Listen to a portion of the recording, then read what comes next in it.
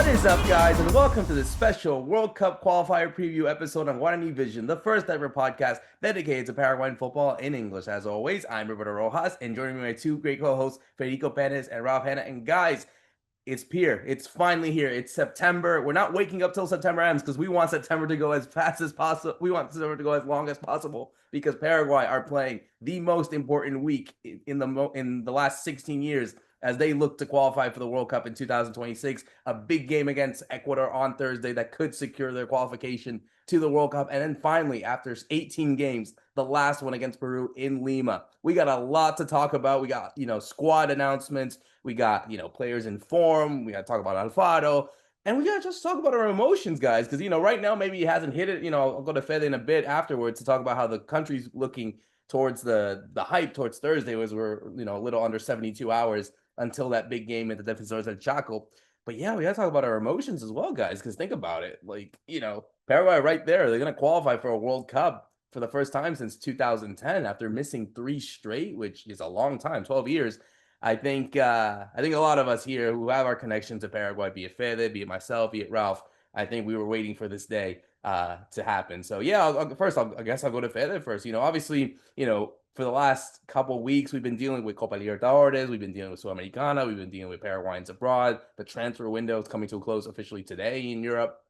Obviously, we have, the Paraguayan league as a whole, the Clausura, really tilting the race a bit now with Guarani and, taking top of the table at the minute with Cerro Porteño dropping points. We can mention that in a bit, but man, Fede, I mean, you're in the country right now. I'm sure it's probably going to be the most hype week in quite some time over there in Paraguay. Hi Roberto, hi to Rob, hi to everyone listening to Guarani Vision. Great to be back for another one and a special episode as we're going to preview the next 2 games of our national team.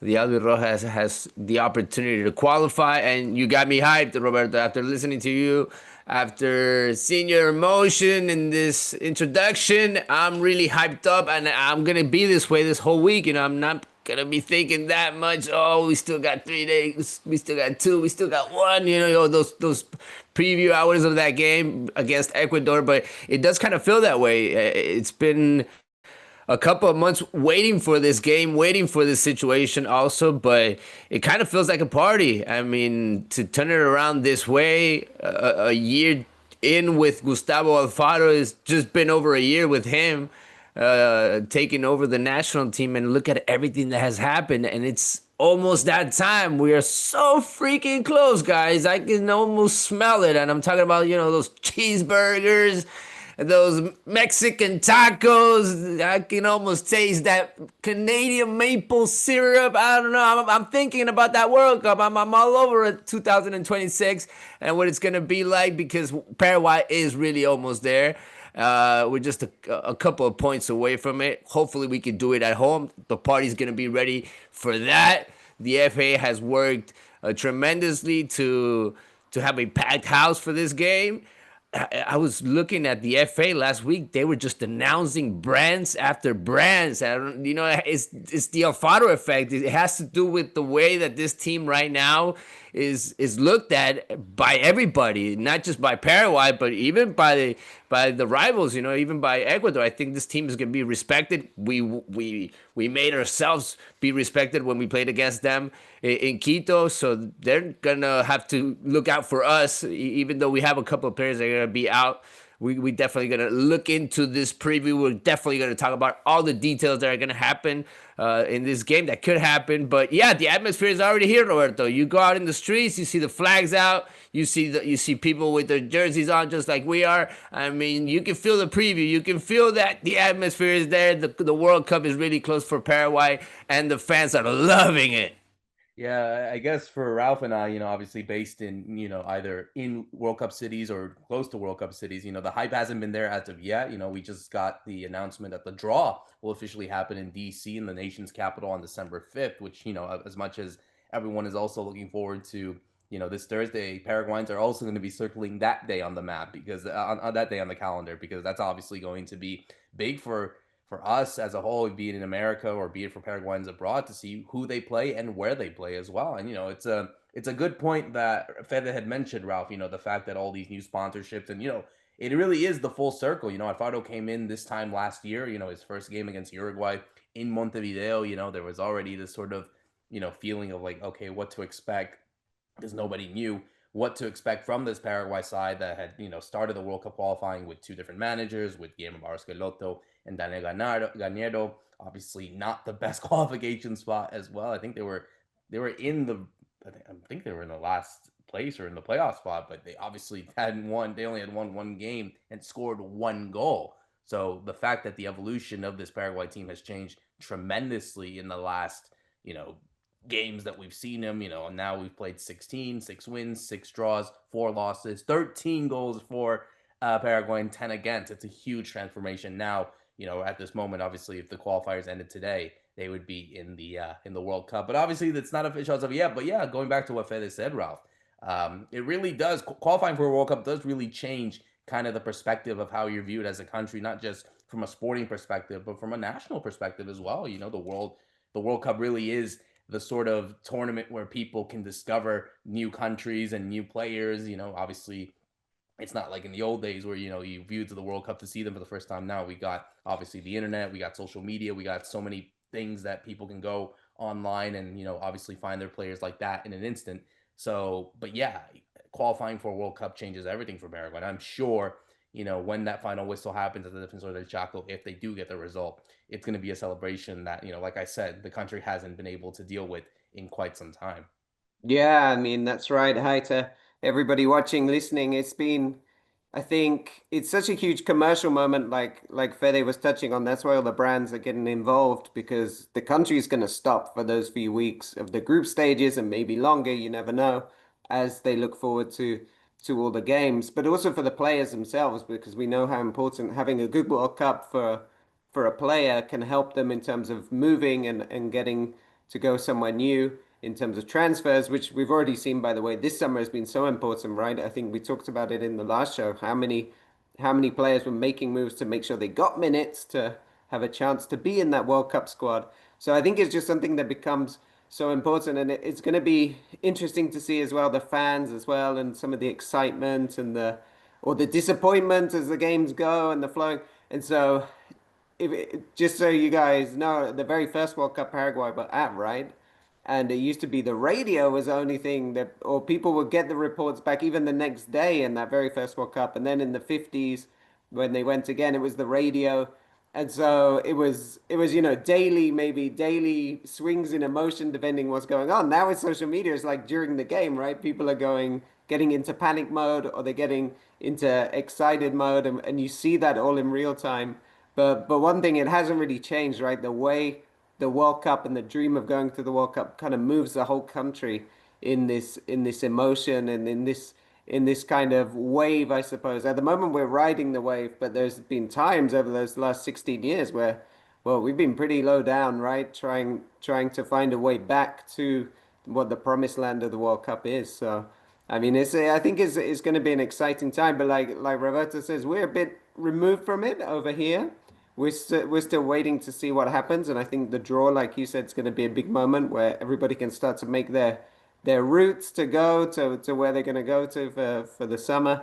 But it's an exciting time. We really feel like we're on the verge, right, of this. And this is also, by the way, like a culmination of what's been such a great year for Paraguay because of the youth teams doing so well. We've got World Cups coming up, right? We've got two under 17s World Cups coming up for the women's and the men's, and then we've got the under 20s, and we got this almost on the point of qualifying for the senior World Cups. There's so many things have kind of come into place this year. It just seems that Paraguay's having that moment of being, like I say, riding the wave and being at the top for after such a long time of fighting to get there. Yeah, obviously it's going to be like sort of a big outpour of emotion on Thursday night if, obviously the results go. So we'll obviously have to talk about it real quick. And, I shouldn't say real quick because we got a lot to talk about here. But let's go first to the call up because officially the call ups are there. We actually saw some of the players actually travel to the country before the actual list was published on social media by Gustavo Alfaro. We saw a lot of familiar names as we've been also accustomed to, but a lot of new names as well. And we'll get to that in a bit. But I guess we'll go by positions first. And, I think this is an interesting topic. Again, going back to what we spoke about in June and even in March about the goalkeeping situation, because obviously since the game against Brazil, we saw, I'll give you the names right now. We have Gatito Fernandez of Cerro Porteño, Carlos Coronel of the New York Red Bulls, Juan Espinola of Newell's Old Boys, and Orlando Gil of San Lorenzo. So we have 4 goalkeepers in this call-up list for the 2 games. And, I'll go to Ralph first on this one, because, obviously, Alvaro has stuck with the likes of, Gatito Fernandez since basically his process. He's been the goalkeeper that has played all the matches in goal, even though he had not been playing for Botafogo. He had a little bit of game time at Cerro Porteño. Now he hasn't played a bit at all. I think the last time that Gatito Fernandez had played an actual game was the game against Brazil, and that was in June. So, do you worry about that in the sense of him not having the form, obviously the game time, because obviously Gil has been playing, as we know, doing so well over there in San Lorenzo. Coronel has been getting those games at the Red Bulls, and, obviously Espinola is there as well. But again, as much as I feel like Gatito is going to be, and I think he will start against Ecuador, and, we'll see what happens against Peru. But do you feel as if, though, you're a bit worried that, his lack of game time at all, literally the fact that he hasn't played since that game against Brazil, might be a bit of a worry coming to this game against Ecuador? It's a strange situation, and like you said, we think it's the first time he's called up 4 goalkeepers, right? I think before it was always 3. So there's something you can tell Alfaro's starting to look at, and it must be a bit concerning, because if there's no kind of replacement for matches, is there? I mean, as much training as you can do, and of course he's training every day. He's not been injured or anything. He's just been on the bench, but it's not the same as being in that match situation. I think the advantage that we have with Gatito is he is so experienced, so he has played so many games, even that he's coming off maybe 2 months of not playing. It's not like he's not used to what's about to happen. So in that respect, maybe it's easier for him to fit in, whereas a younger goalkeeper might not have been able to. But I think you're right. It's a strange situation where you have essentially, I would say, at least 2 goalkeepers playing very well, because Coronel is doing well with New York Red Bulls. I think he had another clean sheet at the weekend, if I remember correctly.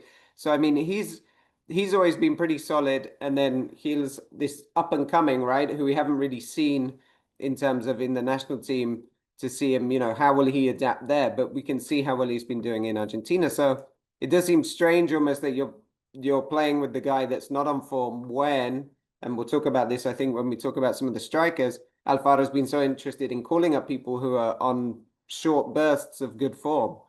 But ultimately, I think with the experience Gatito has, that should be enough, in the sense of, I don't think he's going to come into the game cold, for example, because he has played so many big games in his career. But we're in a strange situation, I would say, with the goalkeepers at the moment. Yeah, I feel like like never before. He's so close to losing the spot. Maybe a mistake away, even, because of what's going on with him at his club in Cerro Porteño, where he's not playing, where he's totally lost the spot also. So I think he's in the same situation in the national team. It's just that, in the national team, the players back him up. I mean, he's got Gustavo Gomez. He's got a bunch of players that are his friends also, that are part of a generation with Miguel Almiron and company. It's a whole bunch of them, and it's kind of like a group thing, and he's part of that. And I think Alfaro has kind of given them also that responsibility of these important games, actually, and he's proven himself again in the national team. So I'm gonna stick with, and I think we're all gonna agree on it. I think Alfaro is gonna stick with him for now, but we've seen already what Carlos Coronel can do. We've seen what Juan Espinola, barely, but we've seen what he can bring us. But we haven't seen Orlando Gil. I want to see Orlando Gil. That's where I'm looking beyond these games, Roberto, and maybe those friendlies, those that have been announced now. Maybe those are the games that we'll see a certain rotation in that goalkeeping spot. I was about to say, maybe the game against Peru. I mean, if Paraguay have already qualified, they really have nothing to play for besides league, table position. So maybe that might be the opportunity for someone like Gil or Coronel to start. This is my thinking, at least, Fede. But who would you start? I want to hear your side of it too, because as of right now, I think it's not that clear to me if there's actually a goalkeeper in top of the rest. I see what Orlando Hill is doing in San Lorenzo. I think he is the upcoming one. He's the youngest one out of the four, but I don't know. I think he's the one that should have the opportunity because of what I said before. We've seen Espinola, we've seen Coronel. Let's see if Orlando Hill can handle the jersey, can handle the pressure of being the national goalkeeper. Yeah, and I think he might be the guy, and the fact that this game against Peru is, it's the last one.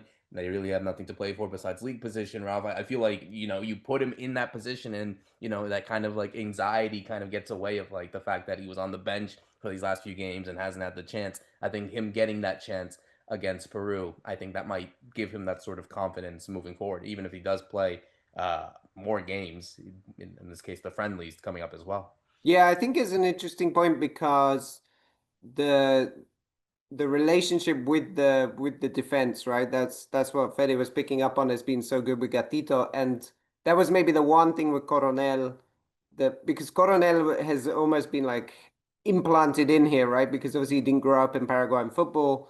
He doesn't know any of these, or he didn't know many of these players before he was in the squad. So we saw with him, I think there was, even though he didn't play particularly badly, there was nothing like that, but you never felt that confidence that the goalkeeper can give you. So maybe with the time to start Hill is the game against Peru to see if he can naturally fit in there, right? Again, he hasn't played with many of these players. He's so young. He's only 24. So I mean, most of his defense are what, all 30 plus, or they've come in from Argentinian football, like in the case of Cáceres. So it would be interesting to see, but I think maybe that's more what Alfaro will look at. How does this person fit in with my defense and my team that I already have pretty much set, rather than individual performance in that game? Yeah, no, I think that's really the big case here. So, hopefully we get to see Gatito in that game against Ecuador, and whatever happens against Peru, maybe Alfaro has a change of heart and try to change it up a little bit for this one.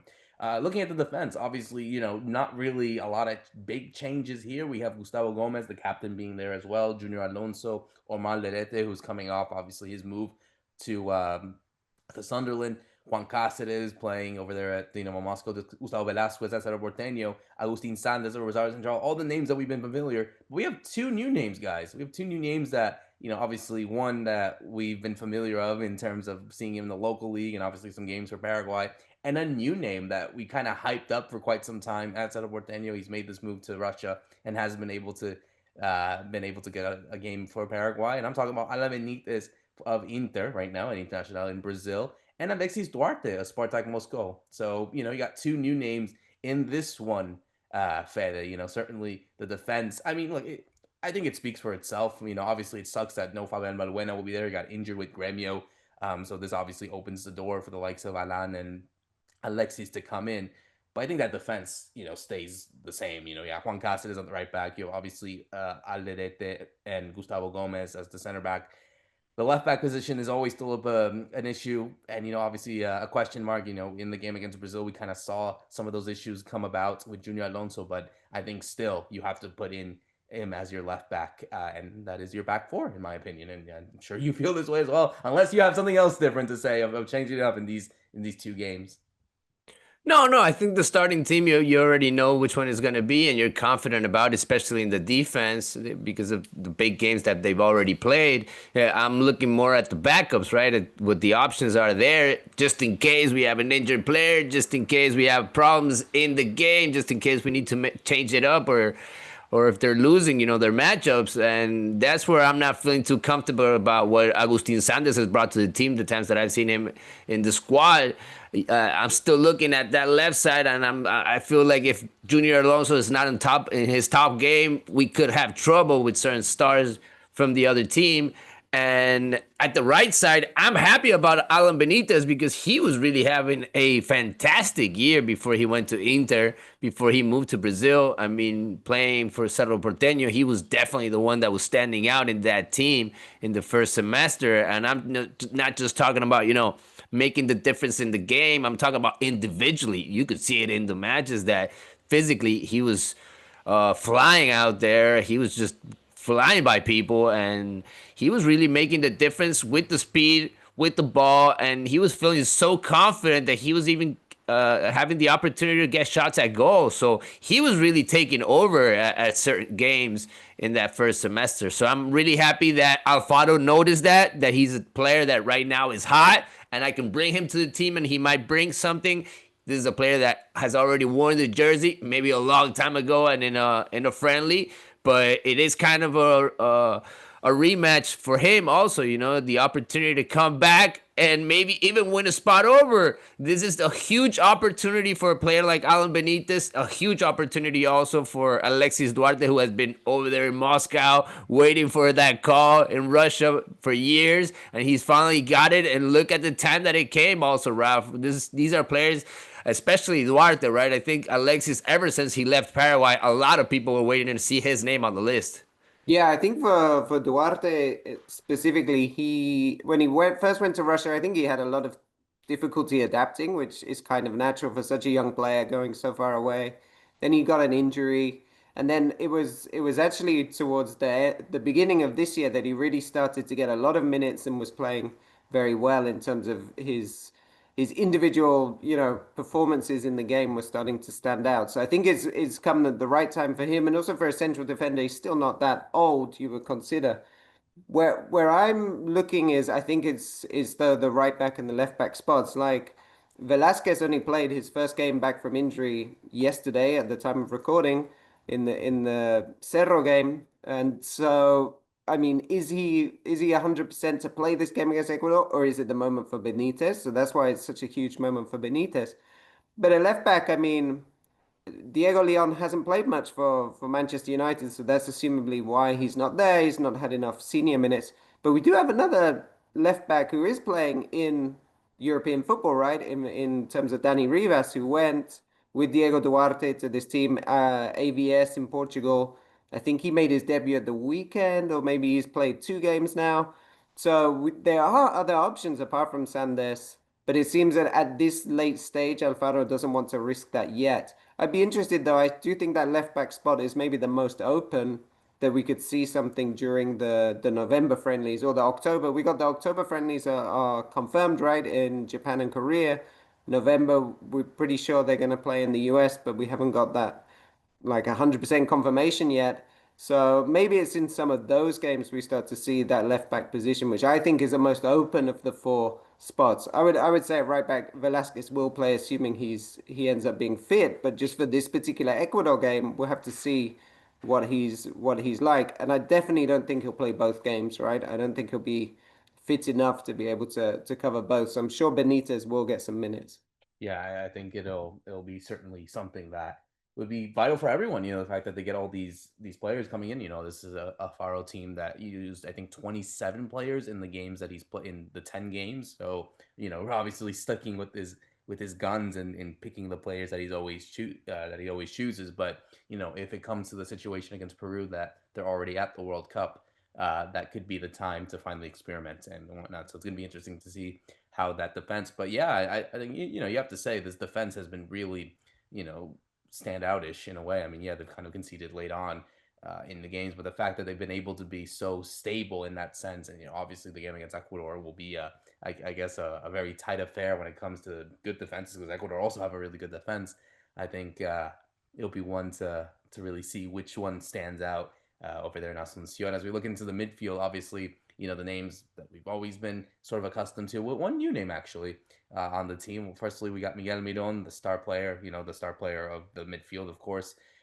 Andres Cubas, Kaku Romero Gamara, who's always been part of this process. Ramon Sosa coming off the move from Nottingham Forest to Palmeiras. Diego Gomez, obviously, playing now consistently at Brighton. Damian Bobadilla at San Pablo. Matias Galarza, who made that move from River Plate, but hasn't really been showing up as much since making that move from Talleres. Hugo Cuenca is actually back, guys. He's back, even though he has not played yet for his new club at Genoa.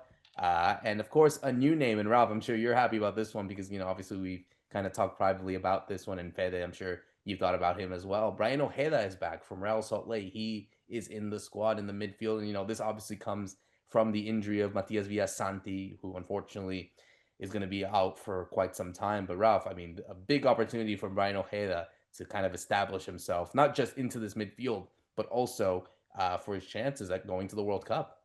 Yeah, that's right. I mean, it's through the misfortune of Villasanti, who would have been in the squad for sure.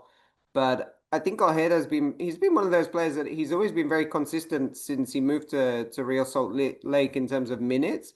But also when you look at the style that Alfaro plays, he seems to fit quite naturally into that. I mean, he is very good if you need someone to press a bit harder, and I could see him making a very good partnership with Cuevas. So I'm glad he's in there and he gets a chance. That said, I don't know if he's even going to get many minutes. He certainly won't start because you're looking at Diego Gomez is playing really well. Bobadilla is having a really good time at Sao Paulo at the moment, even getting some assists and goals, which hasn't been a feature of his game, let's say. So you're looking at that, and then Galarza, like you said, hasn't been playing very well for River since he moved, but we know how well he's done for Paraguay. So I think he has credit in the bank in terms of we know what he can do with Alfaro's team, and it could just be teething problems at a new club. So you've got a few players ahead of Ojeda there, but it's really good to see him get the recognition because I was always surprised that he hadn't got a call up before because he was so consistent and because we've seen that he had that quality that took him to England early on in his career, and he has that kind of style, I think, again, that high pressing and physical capabilities that kind of puts him well in an Alfaro team. But I think, I mean, what we'll see is the team will be with Cuevas. Okay, well, with Diego Gomez, it's going to be interesting because of Enciso. Maybe Gomez plays a bit higher up, but I think we'll see Cuevas, Bobadilla, and Gomez would be my three for this game against Ecuador. So it's a bit more attacking, but you're able to take the game to them knowing that you usually beat Ecuador at home, and they're obviously a weaker side away than they are when they play their games at home. Yeah, that would kind of be the logical thing as from what we see these last couple of games and with the spots that are open in this team, right? With Villasanti being out, with Enciso also being out, Villasanti kind of fighting for a spot in that midfield with Damian Bobadilla, with Matias Galarza. Lately, it's been Matias Galarza being more present in the starting lineup, but I definitely see Brian Ojeda pushing his minutes because of the way that he plays. I think he could be very important late in the game, to have that player coming in fresh that could pick up balls in the midfield. You're gonna need that help from him alongside Andres Cubas because that's what usually happens, late in the game, especially when you're winning the game, you need those kind of players in the midfield. So I definitely see him chipping in that. Hopefully Alfaro brings the best out of this player because I've yet to see that Brian Ojeda that I think he can be in the national team. Hopefully he can take that pressure off in these kind of games and also be part of the celebration, right? I mean, the player that I'm really excited about, because Villasanti is not going to be here, is Damian Bobadilla, just because of everything that I've heard about him lately in Sao Paulo. He's becoming kind of a star in that team ever since Hernan Crespo came over. I think he's kind of grown and grown. They made him feel more and more important in that team. He's also evolving as a player because he's very young. So he's definitely a player to look out. As also, I think Matias Galarza has been way too criticized in River. I don't think all the issues in River are Matias Galarza. I think they have enough issues with other players. It's not just all just pointing fingers at Matias Galarza. I think he can definitely bring his special stuff to this midfield, especially that intensity and that will to fight every single ball that everybody really loves from him. That he really gives that to his teammates, and the team really comes together in that sense with him and Andres Cubas, right? They are really the intense ones. I think Diego Gomez is kind of in that third spot in that sense in that midfield as of right now. I think he's gonna have to be the one that gives us certain. For moments, he's gonna have to give us the clarity with the ball, just like Almirón does, right? I think Gomez has to kind of go into that phase still of becoming one of the leaders with the ball in this team, and that's where I want to see them evolving as a midfield. And then you got Hugo Cuenca, Roberto, who you just mentioned him, quickly, but he could also be a surprise with no Enciso. I'm looking at which players are like Enciso, which players can fit in a team and do the things that Enciso does. And I think Hugo Cuenca kind of fits that style. You know, he's a very creative player. He loves to go around people. He loves to shoot at target. I don't know. I could see maybe a surprise in that sense. And, you know, Alfaro has really liked this kid. I mean, he's always been calling him up. I could really see him having some minutes in these games, even though a lot of people are going to think, no, maybe Ronaldo Martinez could come in, maybe Ramon Sosa, maybe other names. But watch out for Hugo Cuenca. He's done interesting things also in his young career in Europe. Yeah. Obviously, you know, the injuries, you know, becomes a misfortune for some, but an open opportunity for others. You know, so I think that comes at a really good situation for players like Cuenca, like Ojeda. You know, we'll talk about the forwards in a bit, but yeah, I think that comes really with a lot of opportunity there, especially in these crucial games where, you know, it kind of feels as if though, you know, with these games where they have to obviously qualify, you know, you kind of have to step it up. You feel like, are these guys ready for the big time? And I'm talking about when it comes to the World Cup, because that sort of mentality has to be in the similar aspect as well. As we go into the forwards to close it out in terms of the squad, obviously the names that we've been accustomed to with Antonio Sanabria being there, fresh out of his move from Cremonese, doing actually very well ever since making that move to Cremonese. In Serie A, Angel Romero of Corinthians is there, Gabriel Avalos of Independiente, Alex Arce is also there, and two new names in this one. Two new names, one that's a bit of a surprise, and another who's actually done very well over there in Argentina. And I'm talking about Adrian Alcaraz of Olimpia, you know, getting that call, maybe the surprise call up out of all the players on this team. And Ronaldo Martinez doing so well, Platense, who had just won the local league over there a couple months ago and is actually on really good form, you know, as a striker as well. So, you know, Fede, I mean, again, no Julio Enciso in this one. And I think that kind of opens the door for a lot of players to make their mark. And, you know, of course, you know, like I said beforehand, these games come at a really crucial time where, you know, they have to qualify. They know that they have to sort of, you know, establish themselves with not just with the coaching staff and obviously with the players, but also the fans, you know, the people that maybe have not been able to get the chance to see these players like Ronaldo Martinez, like, you know, they obviously see Adrian every time at Olimpia, maybe some other guys that maybe have not been accustomed to. It's like, okay, what's he doing? So this is a really big opportunity for a lot of these guys to make their mark, and especially in a really vital position that is the forwards. Yeah, this is what I was talking about in one of our latest episodes, right? I think it was going to be totally opened up for the call-ups in these positions. Forwards, I thought that we were going to see a couple of new names. That the rumor was already going on around with Ronaldo Martinez. We finally got our Sue. We finally got our own Ronaldo in the national team. We finally got Martinez there. An awesome player from Platense, I must say. A very exciting player. I love what he always brings, and he's one of those players that can really surprise you with the way he moves in the box. He has a lot of tricks up his sleeves, and he's somebody that can really bring something eventually to this team, especially coming in as a sub, because I think he's gonna fight for those minutes. With Gabriel Avalos, who is totally different. He's more of a physical kind of player. You know, you got those different kind of guys there in the options. You also got Angel Romero, who can be an option, just like I said, between Hugo Cuenca and, you know, missing out on Enciso. I think Angel could also fit in that sense if he's 100%, and if the coach feels that he could be the player to make the difference also in that spot. The name that obviously surprised everybody is Adrian Alcaraz. And I'm talking about Olympia striker, because he hasn't scored that much, guys. He hasn't made the difference in Olympia. He came in as one of the big signings, obviously 24, 25 years old right now, still very young, still a career ahead of him. He has yet to leave the country. The difference with Rodney Redes, right, who was probably the forward that was called these last couple of times. And it's a new name. It's a very interesting one.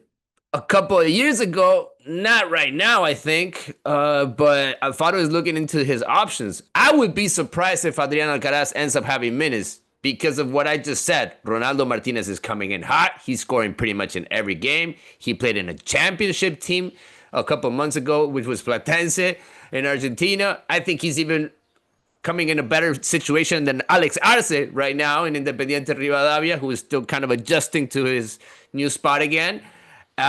Even better than Gabriel Avalos, who has kind of lost his spot in the Independiente, who's coming in and out of the team. Ronaldo is the one that's playing more and more, guys. So I don't know. I want to see what Alfaro thinks, because I'm actually really surprised about some of these names. But this was going to happen, Ralph. I mean, our strikers, I had my doubts, and this is what we end up with, right? A couple of surprises in this list. Yeah, that's right. I mean, because of the Enciso injury, but also Isidro Pita is injured as well, so that's why he's not called up. There were these spaces, and I think, like you were saying, there was really nobody making a big impact, so it was hard to see who we're gonna call up. And like just to pick up on the Alcaraz thing, yeah, it's very strange because he's only scored 3 goals all year. So I mean, he just really hasn't been on great form.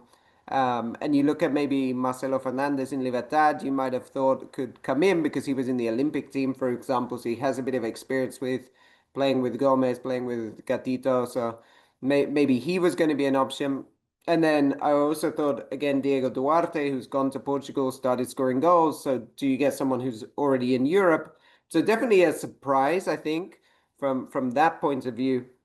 But it's great to see Martinez in there because yeah, he won the league, and then he's been scoring at the start of this new Clausura season. And so it's always good to pick up a player who's on form, I think, and see if they can carry in some of that, that hot streak into the national team. And I think he's maybe the most likely to get minutes out of these players, as Fede was just mentioning, between Avalos himself and maybe even Angel Romero is actually going to be Martinez that might get some game time. But I think essentially we're going to start with Sanabria. There's no other option. But I mean, we wouldn't want to start with anybody else. And then you have Almiron on the right. Almiron, by the way, has been playing so many minutes since he went back to Atlanta. I mean, he's going to be tired. This is a guy going from not playing many minutes with Newcastle to he's basically captain, or he's a leading player, and he's having to play pretty much 90 minutes or 80 something minutes every game. So he's going to have a lot of work to stop Estupinian in Ecuador, or whoever ends up on the left, but I would assume it's him. And so Almiron's going to have a lot of work. I don't think he'll last the whole game, so that's where Angel Romero could come in to replace. And so it's on that other side, really, right, where Enciso would have been. Does he go with Cuenca, who can come more in the middle? Does he go with Ramon Sosa, who's maybe a bit more of a traditional winger? Does he even push up Diego Gomez there? And then if you have Gomez and Almiron on both sides, you have like a very defensive side almost, but a team that can push really high. So there's a few questions to go on that other side of who will play next to, or on the left next to Sanabria. But You it's threw all out the names, Ralph. Throw one name. Go for one. Stick with one name. Who do you I want think there? I think who do I want there? Okay, I think I would prefer to have Ramon Sosa there. I have a feeling Alfaro is going to put Diego Gomez there and go with another three more defensive, and he's really going to try and push very high on that Ecuador back line. But I think if it was me, I'd go for Ramon Sosa. I'd put him there. So obviously, let's go and I guess give our lineups, I guess, and we can be free to express it. I think Gatito starts in goal, unless both you guys feel that maybe it's time to give Heel, or at this game. Yeah, that's what I thought. All right, defense. Juan Cáceres at right back, Gustavo Gomez at center back, Alderete at center back, and I guess Junior Alonso. Any changes there? If anyone wants to budge in, go ahead. Okay, good. Midfield. I think it's going to be obviously Diego Gomez in that midfield. I think it's going to be Andres Cubas. And I think it's going to be Damian Bobadilla. Unless you guys want to go in, feel free to say something. So the only thing I think in here is if he plays Gomez a bit higher up, then it'll be Galarza and Bobadilla playing together. But I do think Bobadilla gets to start. Better?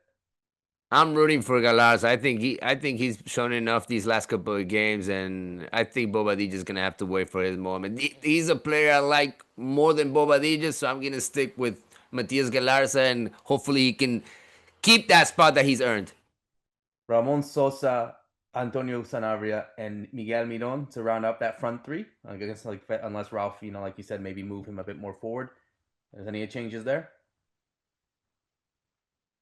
All right, there it is. Then that's the Paraguay team that could indeed qualify for the World Cup. We'll talk about our rivals now, because obviously Ecuador, is a team that has always been very tricky when it comes to taking against them in Ecuador, but they're on a positive sense. If you want to get some sort of, mystica and some sort of anulo mufa, well, this is the biggest one of them all. Paraguay have never lost, the last team actually to have never dropped points against them. They dropped points against Bolivia a while back in a 2-2 draw. They were one of the few teams that Paraguay have never dropped points to them. But man, this is an incredible record against Ecuador at home. 9 games, 9 wins, 0 losses, all wins. And even in the last time that they faced, if you remember the game against in Ciudad del Este, the 3-1, where we saw Robert Morales score, but unfortunately got injured. That was where we saw Julio Enciso kind of start his sort of career with a Paraguay shirt. Obviously, Ecuador had qualified until then, but right now, even though Ecuador have already qualified for the World Cup, they are still a tricky team. They have not been scored on a lot. This is a team that has a really good defense, and I was gonna go back to the team real quick because obviously they have the players speak for themselves. Paris Estupiñán, Milan, Piero Hincapié looks to set to go to Arsenal, coming off from Leverkusen. William Pacho playing at PSG, who has done so well, winning the Champions League there. And obviously we know the experience of the likes of Moises Caicedo in the midfield, Kenji Paez, many other players, and Valencia up front. But, I think regardless of this, I think Paraguay have demonstrated that they can get the big wins against the big countries like they've done against Argentina, like they've done against Brazil, like they've done against Uruguay. This shouldn't be any different, Ralph. I think it'll be a very tight affair. I think this certainly will not be a blowout for either team, I would say, because as much as this is a team that, doesn't concede goals, doesn't score a lot as well. They've only scored the most that they scored so far was 4 against Bolivia. And, obviously Bolivia are poor outside of Bolivia anyway. But, it's a team that doesn't really score a lot, and especially away from home. Yes, they got a big win against Colombia over there in Barranquilla, but it's also Colombia's side been so inconsistent. It is not Paraguay. And, we've already seen what they were able to do in Quito. We were able to get that point. And, of course, the Alfaro effect. He knows these players very well. So you kind of feel like all the pieces are there for a very tight Paraguay win, but ultimately it'll be enough to qualify for the World Cup. Yeah, well, it's really interesting that you mentioned what a good defense they have, and they have 3 like almost world-class left-footed defenders, right? Hincapié, Estupiñán, and Pacho. So that's kind of strange to see that you have so many good defenders all left-footed. But their last 3 games have been 0-0, right? And so. And which is also, by the way, an anti-Beccaceche. You wouldn't think of him playing like that, right? The Argentinian coach of Ecuador, because if you think previously of some of the teams that he managed at club level, it was always very exciting, like lots of goals. So, I mean, it's interesting to think that this essentially could end up being another tie. I don't know, because Ecuador Oh, don't. Ralph, don't say that. Don't say I that. We know, don't I want know. the record to break. Well, it's actually interesting. The last time they played also was a tie, right? The 0-0 in Quito. We played in Quito, right? Yeah. Which was about a year ago. So there's something, maybe the way these two teams come together. But then I looked at Roberto, you posted the historical kind of score lines in this fixture, and Paraguay, not only have they won every time they've played Ecuador, apart from one game in 96, they've always scored 2 or more goals. And actually, Ecuador's always scored as well. So, for whatever reason, historically, these games have always been quite high scoring and seeing both teams score. But when you look at it, you really do think we're just talking about Paraguay. They're missing Enciso. We're missing some of our creative spark. What are we going to do with the forwards? And then we just talked about how good Ecuador are defensively. It could end up being, I think, a very tight game, especially knowing that with a draw would be enough for Paraguay to qualify. I mean, in a way, they can almost afford to lose and qualify, but they don't need to go out and win, and Ecuador already through, of course. So, yeah, I don't know. It's one of those things that maybe it will just be a very tight game because there's no need for a team to like really go out there and try and score lots of goals. Yeah, but that would, and I'll go to Fede on this one. I mean, that would kind of ruin sort of the party mood in a way because I think, ultimately, as much as Paraguay are right there, they're going to qualify. I think they still want to win it, especially at home. They've been so strong at home and they've already beaten these big giants. And you think, okay, what can Ecuador provide? And again, you add the historical factor. You feel like there's so much. But yeah, I agree. There is a lot of. I think if Julio and Enciso was fit and you had some other players fit, maybe the pendulum would have swung it differently. But yeah, you have these factors as well, Fede. But they can't afford to lose this one. At least, well, actually, they could. Never mind. But my point is, like, I don't think they want to show off a bad impression, especially when it is literally the last game at home and for quite some time, actually, because then this is the last big game before the World Cup qualifiers for 2030, which Paraguay won't be in because they'll obviously be the host country. But yeah, I think they want to make a good impression before they say bye to the defensores for these type of games for quite some time. It's gonna be really hard for Paraguay not to score on this game with the whole atmosphere and going into this game. You know everything that they're gonna live through those previous hours. Even though I'm getting mixed messages from Ralph because he wants to put Ramon Sosa up there, but he also kind of wants to have a conservative strategy. So I don't know if he wants to go all out or if he wants to wait and respect Ecuador. We've been very competitive with them. I think this is a World Cup caliber team, and this is gonna be a team that's gonna be there. So this is a way to. If I'm Gustavo Alfaro, I'm telling my players, guys, these are the kind of teams we're gonna go up against in the World Cup. These are the kind of teams we're gonna have to try and beat. So this is not Quito. This is a 0-0 is not gonna be enough. We need to go out there and have way more shots than we did, obviously, in Quito, which I was just looking at the stats while Ralph was talking. It was just 3 shots at goal. Paraguay's going to shoot a lot more than just 3 shots in this game in Asunción and Defensor del Chaco, no matter how good that defense is. We got our own very good defense, so we're not going to make it easy for them either. We're going to have a lot more corners. We're going to have free kicks. We're going to be all over this team. That's what I believe. And because we're going to be hungry. The players are going to be hungry. And I think we're going to see that mindset. Hopefully, we are able to score first in that first half and take off that pressure, and hopefully that opens up the match. But if we have to wait until the second half and really fight it in the mud with this team, it could also happen. I think these are 2 very competitive, equal teams as of right now. Maybe the way I see it, they have a better generation of players. But we've come up together with a very good team. We have Gustavo Alfaro, who is the daddy of this Ecuador squad, to put it in certain terms. And he knows what he's going up against. So he's going to know what to do with this team to stop them and to find the way around that very good defense. And hopefully we get that win, guys.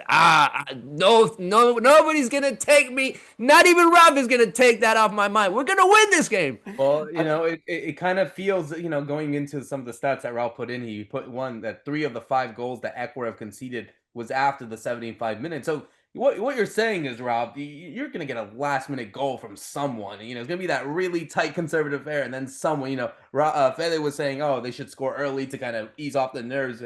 But I feel like you're going to have that sort of like movie ending, isn't it? Well, we've seen that right with Paraguay, especially in the recent home games. They've been conceding early on and then coming back to Venezuela and Argentina in those matches. So I was looking. The last 2 away games Ecuador played was Chile and Peru, who are obviously the 2 weakest teams going forward, and they did concede like 16, 13 shots. So I think there will be chances for Paraguay, and what we would hope is the Paraguay of today compared to the either a year ago or the previous World Cup qualifying is a Paraguay that would score if they have that many attempts or they're allowed that many chances. So maybe I can still see us getting through, and I don't think that 0-0 will happen the same as it did in the last 3 games the last 3 games that Ecuador have played.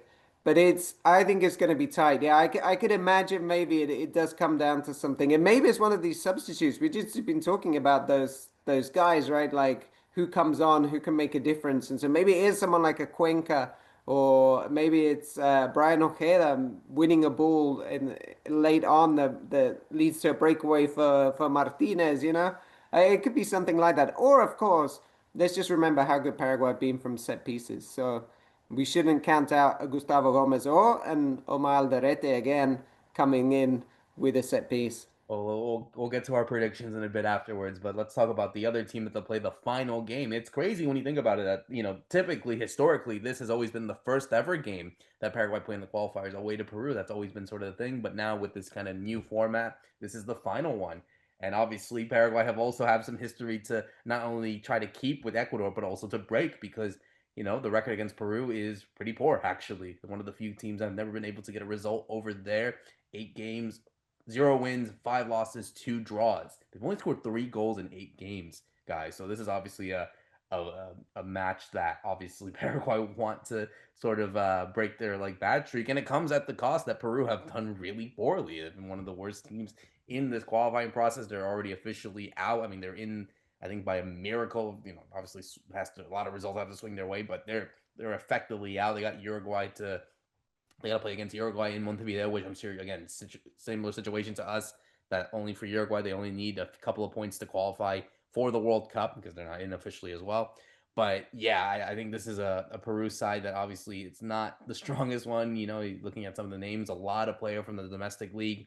Obviously, none of the players that have been so sort of have kind of tormented Paraguay in the past, like Pablo Guerrero, like Edson Flores, like Andre Carrillo. You have some players like Yotun and Renato Tapia and Sergio Pena who've always been on that part of the Peru side. Luisa Vincula, who we've been so accustomed to, Pedro Gallese over there in the goalkeeping position. But this is a Peru team that really are just trying to finish off the World Cup qualifying process and to think in 2030. But listen, Fede, I mean, if it comes at a cost that this is one of the worst Peru sides in quite some time, I mean, hey, what better way to kind of break the streak of really bad results than to get a result over there in Lima, to do something there. I mean, if they get a win, then great.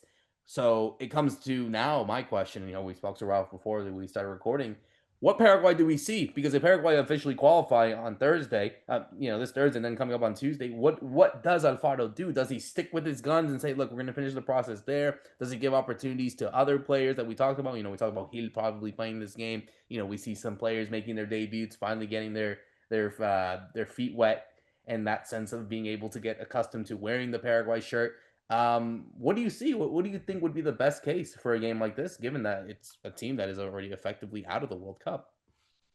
Well, thinking obviously in the best case scenario, which would be beating Ecuador, qualifying to the World Cup, and heading into that second game against Peru, with confidence, with a team that obviously went through the celebrations with their families and probably had a long night and everything. I might think of mixing it up, and I do think obviously you could miss a couple of players already from that first game because of getting tired and physically. I don't think they're gonna be up to it to play both games. Certain players in this squad. Roth mentioned Albirroja having way too minutes. I don't think he's going to be the only one that's going to be, pushed to the limit right now. They're just starting some of these guys their season also in Europe. So it's about, just trying to balance everything out in that sense also, because you got players that are playing a lot. You got players that are ending their season in the last couple of months. You got players in Europe that are just starting out.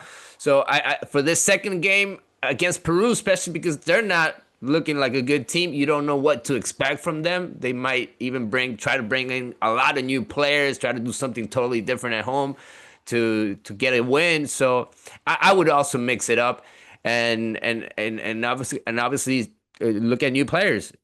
That would be my mindset going into that game, and also into the friendlies that are being announced. I think we obviously need to try to put in the best team always, but you also want to see what the other players can bring to this team. So I would obviously point at other names. I want to see what these other guys can do, because they're not going to have that many opportunities, and you really need to make the filter already to close up the list for the World Cup. And in those last friendlies next year, there you put the real team and you go forward with it, and you try to play 5-6 games if you can before the World Cup with your starting 11, which we have already seen, right? I mean, we saw the starting 11. We already know which one it is. That's why I'm already thinking about alternatives. I'm thinking about, players that can come in and make the difference and that can help you out, because you're going to need that in the World Cup. You need to have a plan B. You need to have a plan C. And I think we can already start to look at if we're already qualified for the next World Cup, guys. I think we can lay back and see other players. Yeah, I'm with that too. I mean, I think this is a great opportunity to, one, give some players a rest, and then two, start to see how others could fit in, because we know from here to the end of the European season, so much things can happen. Injuries could come up.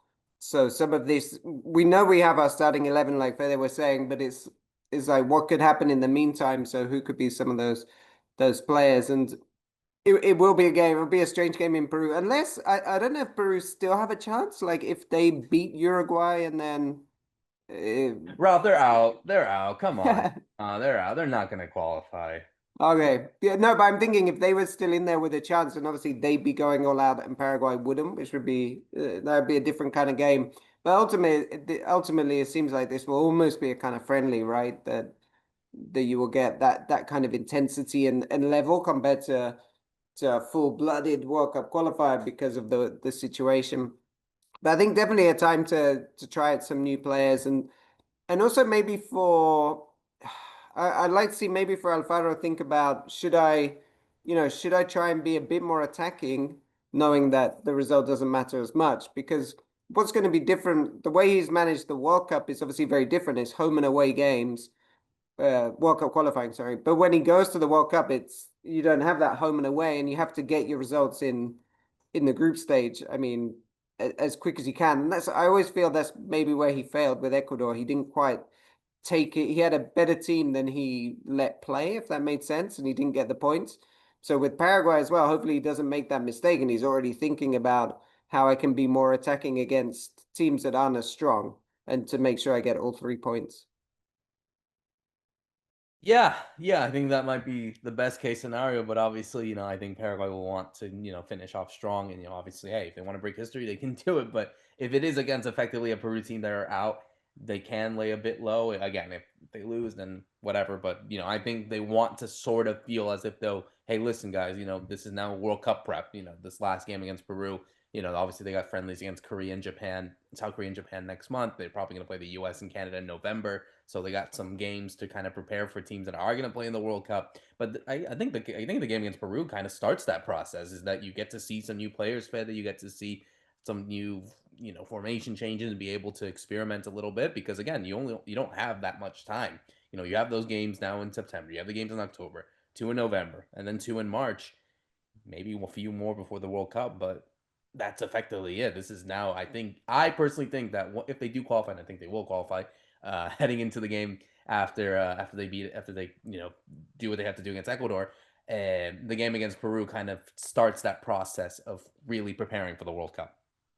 Yeah, I think if you're starting this team, you're feeling really confident, obviously, going into the next World Cup, because you think, okay, my spot is secured. But if you're on the bench, or you're on that second line of consideration for the coach, you're thinking, I got to push my stuff because I might not make it on that list, So this is that kind of time for Paraguay. Like I said before, we have the starting team, but now it's just about picking the right options for those eventual plans of what eventually could happen. And I think Alfaro is already looking at those different options. That's why he's been calling different players in these last couple of combos.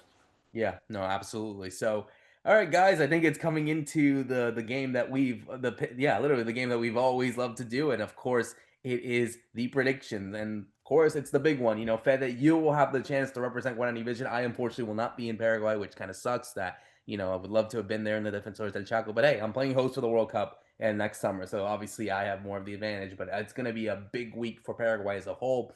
I saw Santiago Peña the other day, kind of reaffirm his sort of stance that if Paraguay do qualify against Ecuador, that there will be a national holiday on Friday, and of course it's a weekend, so obviously that's a big deal for Paraguayans that obviously love to enjoy the weekend. But Fede, you will be at the Defensores del Chaco. You'll be there representing us, and I guess I'll put you on the spot.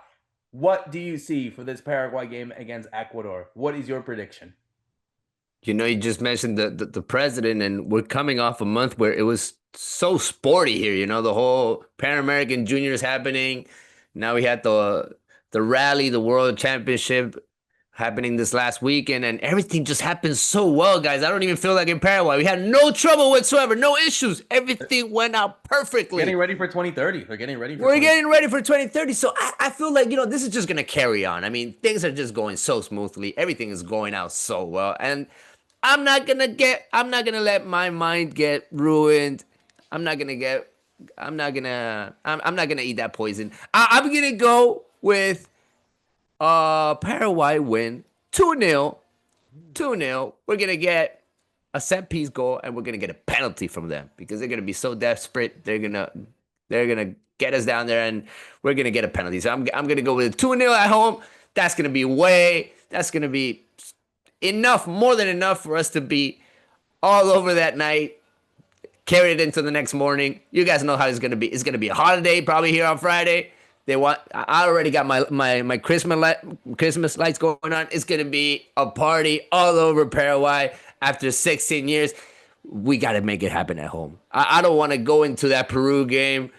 I don't even want to think about that second game. It's Don't this even think game. about it. Don't even It's think at about it. home. It's at home, We don't even have to and think I'm about gonna be. Venezuela. We don't even have to think about Venezuela, who, No. It's got to happen here. It's got to happen now. It's been 16 years. I don't want to wait anymore. It's got to be now, and now. It's got to be this Thursday, and I think it will be this Thursday. Somehow we got to make it happen at home. Well, you said 2-0, but you got to put someone who's going to score the goals to qualify for the World Cup. I mean, in the past, it was Nelson Aedo. In the past, it was Roque Santa Cruz. We've seen a lot of players make their reassurance goals and put themselves in this kind of, Paraguay national team legend sort of feeling. Who are going to do it, in your opinion, Fede? Who are the guys? Set pieces, and I wanted it to be a special night, so I want to see Gustavo Gomez score. I want to see our captain have his special moment with the fans. And I want to see, I don't know, a penalty. Probably Miguel Almiron might take that hot ball, with no Enciso on the pitch. Maybe Almiron wants to take that hot ball and also make his presence in the Defenseros del Chaco. So I'm going to give it to them. Experienced players taking us to the next World Cup. They've been through a lot. They've gotten a lot of critics over the last few years. I think it would only make sense, in your opinion, Fede, that they would score the goals to put them into the World Cup. Ralph, obviously, I kind of hinted, you kind of hinted in the way that you wanted to be a bit conservative, but hey, now's your time to really showcase that. Where do you see Paraguay end up on Thursday night in Asunción? Yeah, I think it's going to be very tight. So I can see it being 0-0 at the end of halftime. So not like the recent fun we've had, right? Where in halftime there's always been stuff happening in that first half. But then I think the weight of the crowd, the fact that it's Paraguay that needs it more than Ecuador, I think that will push us over the line. I kind of like the idea of the set piece goal. Yeah, I want to say that Gustavo Gomez does it as well because I think that will be such a big moment for someone that's won. He's won so much, right? I mean, he's the most successful Paraguayan in South America, I'm pretty sure. But he's just always had this problem at Paraguay, right? That he couldn't make the World Cup, the Copa America, whatever happened, that's all been swept under the rug now. But he was not captain and didn't play a single minute. And so now it's like this is kind of the redemption and that moment. And I think that would be very cool. And you also look at Ecuador and you always think they're a bit susceptible to set pieces, so it does work in our favor. I can remember being at a game where we scored a set piece against them, but it was a long time ago. I think it's like Richard Ortiz was playing the cross or something, so or even scoring the goal. So I'm gonna go with 1-0, goal in the second half, and it's Gustavo Gomez. So I think it's going to be a tight affair. I like the set piece idea. I really do like the set piece idea. But I'm going to have a little bit of a twist here. I think Paraguay win. I think they should win. I think they're going to win 1-0 in this one. But there is one name, and I think it comes at a right time, especially given, I remember the first game against Peru. I remember that so well, how he had tried so much to get that moment, and you kind of saw sort of the emotion. Everyone's had their big moment. Diego Gomez has had it. Almiron obviously had it when he scored those goals as well. Enciso, obviously. Galarza, Alderete, we've seen that. I like the mention of Gustavo Gomez. He kind of loves that moment. I think it would be nice for him to do that, especially in a home crowd and the fact that he's the captain. But I want to really shout out someone that I think needs that sort of moment as well. And, again, I go back to the game against Peru. He had chance after chance after chance, and he couldn't score. So this is how I'm going to see it. Paraguay are going to win 1-0. I really like that stat, by the way, Ralph, about how Ecuador have conceded 3 of the 5 goals after the 75th minute. So I think it's going to be a really tight affair, 0-0. Again, Paraguay are going to be in the World Cup anyway, but you think, hey, it's history that they need to continue, need to, respetar los rangos, respect the traditions, as we say over here in Paraguay. And I think you're going to get a corner kick. I don't know who's going to take the shot, but there's going to be a little bit of a scramble in the box, and ultimately it finds the feet of who?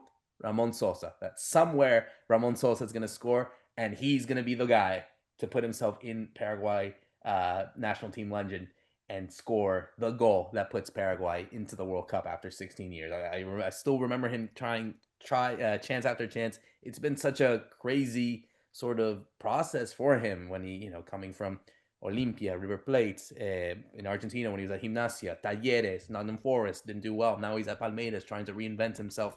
I think him getting that goal would be so cool for him. So Ramon Sosa, I think you're going to get that goal to put Paraguay into the World Cup after 16 years. So I think we're all in agreement that Paraguay will qualify, which I think will be huge.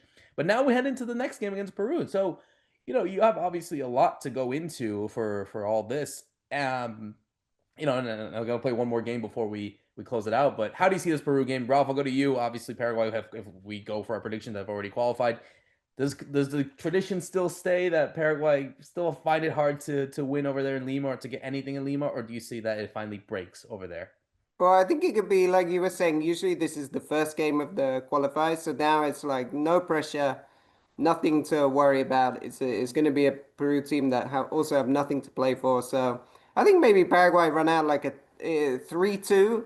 Could be like a 2-1, 3-2, like an exciting game because there's not so much pressure, and Paraguay go out and win the game and get their first win in Lima in World Cup qualifiers. Fede? Yeah, I think we're gonna be, all over the celebration. I think players are gonna be, thinking about other things, where to stay in the World Cup and stuff like that. I think we're gonna have a relaxed team out there, and it might be just an ugly game, just a 1-0, and just take it away from Peru, not let them do much, and just get a single goal over there.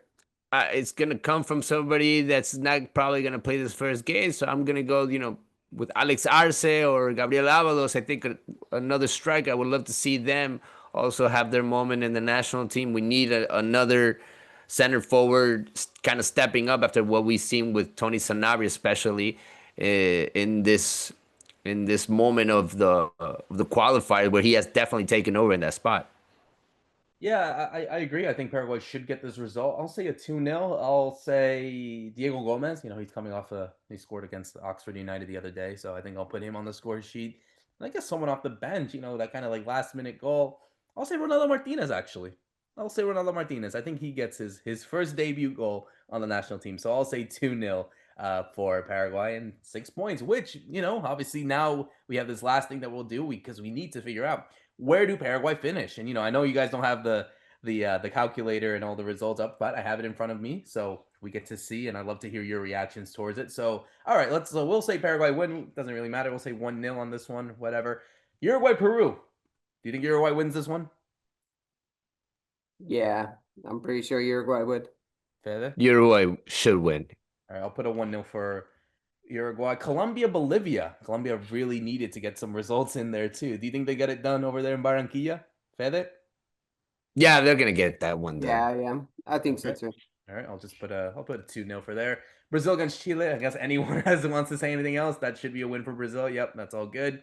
Argentina, Venezuela. I mean, again, this is the result that technically we have to focus on. It is the last game for Messi over there in Argentina, in the last big game because of the World Cup, of course, happening, and he's probably going to retire afterwards.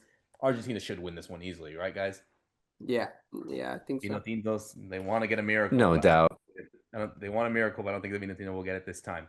And then the final one. So obviously we'll say Paraguay win. I'll say a 2-0 for this one. Venezuela, Colombia in Venezuela. What do you guys say? Ralph, I'll go to you. I think it's gonna be a tie. For Fede? I'm gonna go with Colombia. I think Venezuela is just not gonna have enough in these two games. Okay. Okay, so it's up to me then, because I personally don't think Venezuela are gonna win. I'll say a tie. We'll say majority, 1-1. I'll say that one. Bolivia against Brazil. Remember, Bolivia also need a win. If they get a win against Brazil in La Paz, they're technically in that spot. Ralph, what do you say? Yeah, I think they could win. They can win at home. Yeah. Brazil are already qualified, so it wouldn't be a big deal for them. Fede. Yeah, I was actually thinking more of a draw. I think they can get a draw. I don't think they can beat Brazil, but they've done wonderful things in Altos these last couple of games. So I'm gonna go with Ralph. I think they could have that win. I'll give it to them. I personally think it's going to be a draw. I don't think Bolivia will win it there. So that's a 1-1 for them. Which means, heading into the last few games. So we got Chile against Uruguay. What do you say in this one? I mean, I think Uruguay should be able to qualify. Yeah, Should yeah. win. Fede? Yeah, I'm gonna stick with Uruguay. Chile has been cold. And the last one, this is actually a big one because it could determine where Paraguay end up. Ecuador hosting Argentina. They've already both qualified. Ecuador, are strong at home. It's the last game. What do you see? Ralph, I'll go to you first. I think a tie. Fede? Wow, this one's so hard, right? Because we don't know what Argentina is gonna do. I think they're gonna mix it up so much after, having that Messi and his last game in Buenos Aires. Yeah, I think they could easily tie. I think Ecuador could have a good result against Argentina. I don't see them beating Argentina, but I can definitely see them tying. So I say a tie as well. So right now, as the table stands, and I'm going to go from bottom to top. Chile in last place with 10 points. Peru with 12 points in ninth place. Bolivia in eighth place with 18 points. 1 point behind Venezuela with 19, who get that playoff spot. Colombia with 26 points are in that final qualification spot. Ecuador will be in fifth place with 26 points. Brazil in fourth with 29 points. Paraguay with 30 points in third place, right tying with Uruguay, but only with goal difference. And Argentina, of course, top of the table. So, I mean, guys, if you I'll get your reaction toward that. So, if that is the table, I'll go to Fede first. Paraguay finishing third above the teams of Brazil, Colombia, and Ecuador. How would you feel about that? That's been the qualifiers, guys. We've been better than most of those teams, and we deserve to be on top of those teams. Maybe Uruguay got the best of us for a couple of minutes. We got the best out of them. Also, I think we've been up there. We were better than Argentina at a certain moment, but Argentina is the world champion, so give it to them. Give them that first spot. They've earned it. So, yeah, I think we're in that third spot. I think we've been the third best team in South America. I agree with that. It's a miracle thinking of the first, 6 games where we scored 1 goal or something, right? So to be there sounds crazy, but I think to Fede's point, the qualifiers has been like this the whole time. Like teams have been running hot for like 3-4 games, then going cold, then coming back. And so it makes sense in a way that Paraguay has just come at the right point, starting moving up. And this game, now I realize, right, for the overall standings, this game against Ecuador is so big because we're actually so close to them in the table. We're so close to almost to the last place at the moment, or the last qualifying spot, but we're also so close to second place. It's incredible.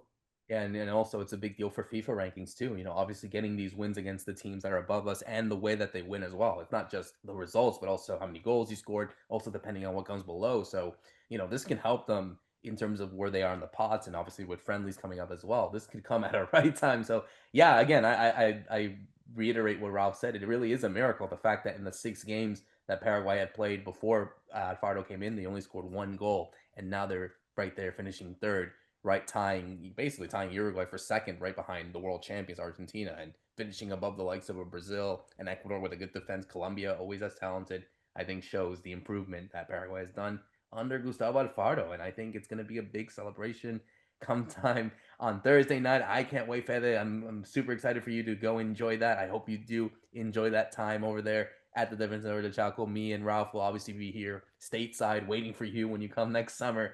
But yeah, I'm super excited. I cannot wait. And of course, for everyone listening in, it's really nice to see everyone give that sort of encouragement, because the 5 years that we've done that, we've never been able to see Paraguay at the World Cup, and now we finally get that chance. It's going to be a special moment, and I'm excited to talk about all of that next week when we do recap the World Cup qualifying, and of course, I'm sure maybe even a special episode about everything that we've seen from this qualifying process as we close out another great episode, this World Cup qualifying preview episode of Guarani Vision. For myself, Roberto Rojas, Fede Perez, and Ralph Hannah, thank you so much for listening in. Vamos Paraguay, and let's qualify for the World Cup. See you soon.